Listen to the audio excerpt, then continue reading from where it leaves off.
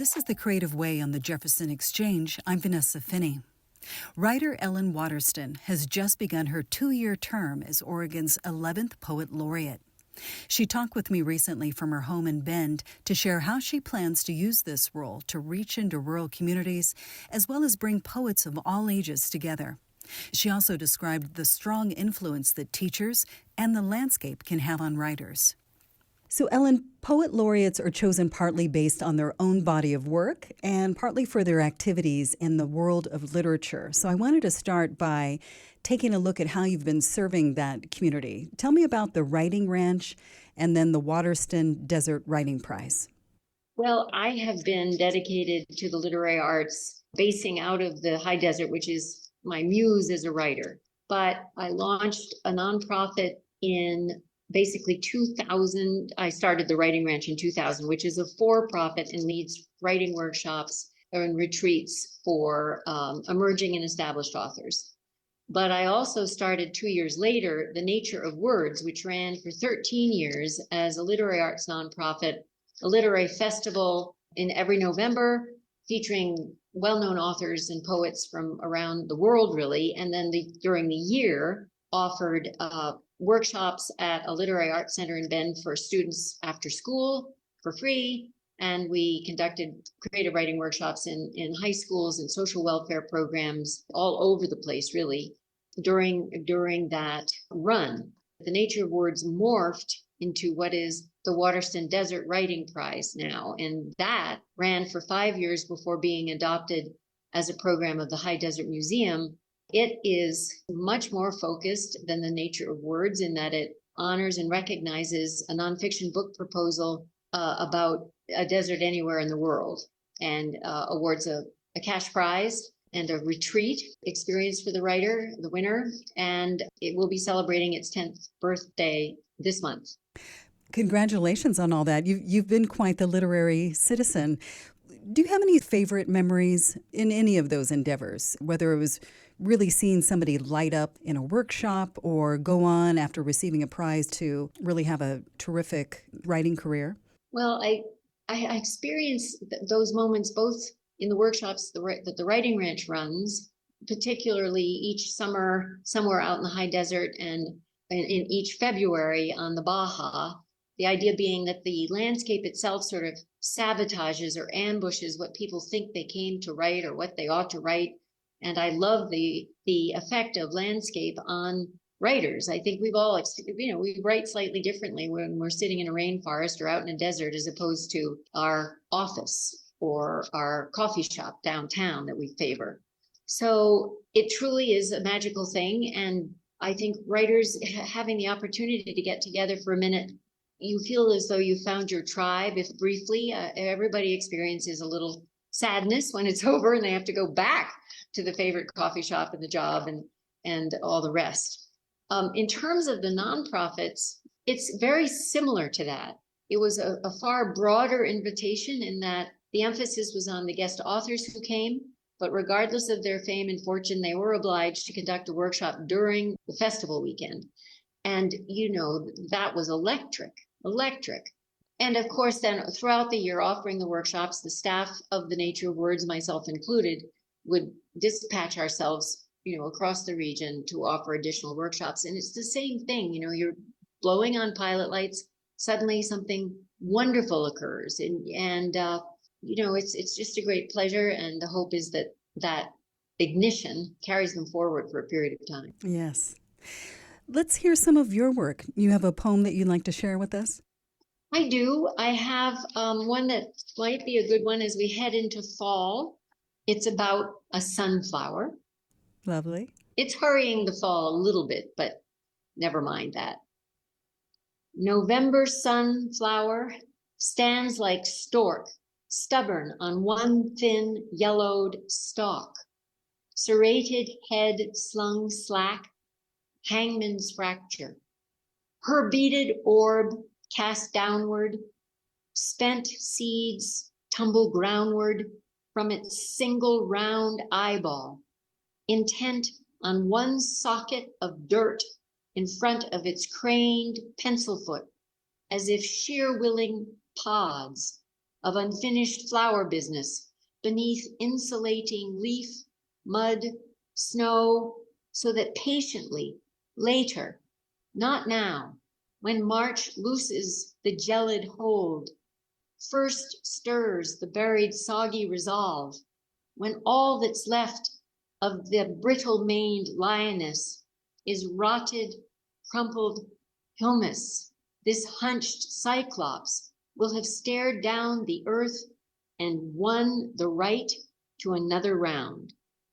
What a vision. Ellen, have you found that you've always gravitated toward nature, describing it in words? Was there an aha moment when you were a young person where someone else's poem really grabbed you, or that you realized, I can render this thing in the landscape onto the page and share it? Well, I have to credit, it just sounds sort of trite, but I did have that wonderful high school English teacher. And I remember being encouraged in creative writing at that time. And I took an assignment and I wrote some little phrase about throwing a book bag down the hallway, this character in whatever little fiction I was inventing, and that the book bag twitched in the air before it landed. And I thought, oh my gosh, I've created an action, I've described it, it's suspended in the air in this moment of this sentence, it's suspended in the air. And the whole thing just seemed rather magical. I guess the response to that would be, I need to get out more often. It didn't take much to get me excited. But yes, there are these moments. Also, I grew up in the country in New England, and so had lots of nature to explore. Frozen lakes in the winter, black ice, woods, orchards. And so I think, sort of God help us all that our relationship with the out of doors is a little bit compromised. In any case, has a lot of competition given cell phones and computers and everything else. If you're just joining us, this is The Creative Way on the Jefferson Exchange. I'm Vanessa Finney talking with Ellen Waterston, who's just starting a 2-year term as Oregon's 11th Poet Laureate. Ellen, you write poetry and prose, and I notice at least 2 of your works were inspired by walking. You have Walking the High Desert, Encounters with Rural America along the Oregon Desert Trail, and a novel in verse, I believe, called Via Lactea, about the Camino de Santiago, which is a trail followed by perhaps millions of pilgrims over the centuries. What arises for you when you're walking in nature that makes you want to put that experience down on the page?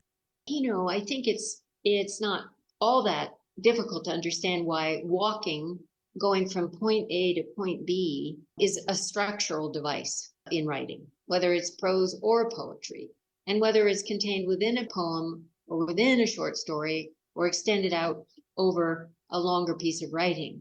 So I think there are many devices that writers use to hold the telling together, and for the writer to kind of organize how they'll unfold their thinking about it, because given the writer's want, there's generally more going on than just the walking itself. But one of the lines in Via Lactea that relates to this is that the great poet Antonio Machado said, "The footstep is the path." The journey. Indeed. I did the Camino de Frances, parts of it. We started in Paris and went westward, ended up in Santiago as part of a month-long trip with which I graduated college. And I'm just flashing back to a lot of the younger students were very chatty on the trail. And I remember the teacher leaders purposefully saying, okay, I'm going to separate you. You need to just be silent and think while you walk during those footsteps. And I thought that was really important. You're from the East Coast, as you mentioned. Here in Oregon, what would you say the landscape, no pun intended, is like for poetry and literature? People might know about the Portland Book Festival, but how would you describe the literary life here in other ways? Well, we all know that the literary life and activity is vibrant up and down the valley area of the state of Oregon. And I think thanks to the cultural hub of Ashland, there's a variety of expressions of the power of the word on stage and in readings and literary events in Ashland. I think that the vast part of the state, 3/4 of it, which lies on the other side of the Cascades and is referred to as the high desert or Oregon's outback, and it also actually travels all the way up to northeastern Oregon in the Wallowas. So there are these oases of very strong literary activity, such as Fish Trap in the Wallowas. And Bend obviously is more of a cultural center for that high desert region. But I think that the thing to underscore is that despite the distances and despite the competition, all the ways people can access books or get books, I have to say that my sense in these, as I say, these sort of oases, the independent bookstore is alive and well, very, very active with readings. The state universities that have branch campuses, whether it's in La Grande or here with Oregon State University, they have active events in and around the literary arts as well. So no competition for the Valley, but I am delighted that the governor saw fit to put the spotlight on this part of the state with this appointment and this enormous honor. And may I say, I feel a real responsibility to carrying this message, the great privilege of living in a state that values the word enough to appoint somebody every 2 years or 4 or however long the term lasts, to carry the word out. And each poet laureate has had their own vision and style. What can't you wait to do during your term as poet laureate? Well, it's new. As you know, the announcement of this position was delayed a bit. And as I formulate this, I spoke to a former poet laureate, Kim Stafford, and he said, be careful because you both at once you want to plan, and on the other hand, you want it to allow to define itself organically. What I do know is that I plan on reaching every region of the state in some form, and I mean in person by that statement, and that I both want to work with and feature young poets, middle or high school age, depending on how things settle for each community. But I also want to, since I am a card-carrying member of the class of a women of a certain age, I want to feature elders as well. And I would love to have us be side by side in the communities I visit when that's possible, because I think there is an exchange there that would be a very exciting one to bring those voices together.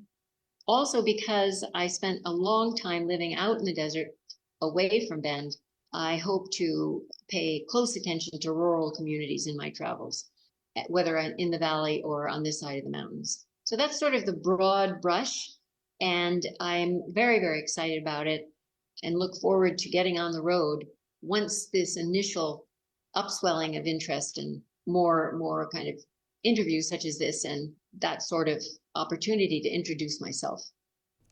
It sounds very inclusive. Your vision does. We have time for one more reading. Can you share one more poem with us? Yes, I mean, this one is not about nature particularly, but I do think it underscores close observation. I wrote it when I learned of my father's death, and it's titled Cropped Short. Once I had hair to my waist, and when finally I had it cut short, I still, for the longest time, ran my brush past where the cropped strands now so abruptly ended, moving it carefully through the imaginary locks to avoid tangles. They may as well have been real. That's how it feels to have you gone. Ellen Waterston, the current Oregon Poet Laureate. Thank you for talking with me today, and good luck with connecting with communities throughout Oregon, both old and young, rural and city. Thank you so much, Vanessa. What a privilege. You've been listening to The Creative Way on the Jefferson Exchange. I'm Vanessa Finney, and my guest was Oregon's newly announced Poet Laureate, Ellen Waterston. You can hear more episodes at jeffexchange.org or on your favorite podcast platform. Thanks for listening. That's it for today's exchange. jeffexchange.org is our website where you can find these conversations and more, or you can subscribe to our shows wherever you get your podcasts. Thanks for joining us and have a great day.